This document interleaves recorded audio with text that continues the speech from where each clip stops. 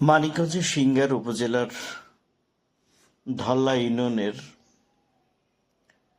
মেদুলিয়া গ্রামের আব্দুল মান্নান একজন দৃষ্টিহীন প্রতিবন্ধী, কিন্তু অবিকল একদম দিনে স্বাভাবিক মানুষের মতোই হাঁটা চলা কাজকর্ম সবই তিনি করছেন।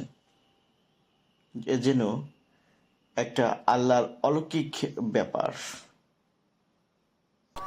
আব্দুল মান্নান তিনি একজন স্বাভাবিকভাবেই চলাফেরা করতে পারে এবং বিভিন্ন গৃহস্থলী যে কাজগুলো তা করতে পারে। তিনি অন্ধ হয়েও এই স্বাভাবিকভাবে যে কাজগুলো করছেন তাতে কিন্তু স্বাভাবিক মানুষও তার সাথে পেরে উঠবে না। 4 জনের সংসার তিনি নিজেই সামলাচ্ছেন, কিন্তু খুব কষ্টে।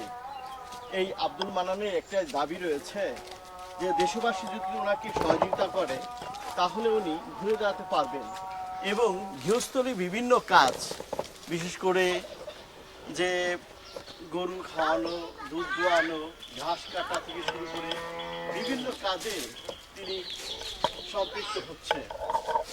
আমি কিন্তু দেখছি যে অলৌকিক বিষয়গুলো এই আব্দুল মান্নান মানিকগঞ্জের দৃষ্টান্ত।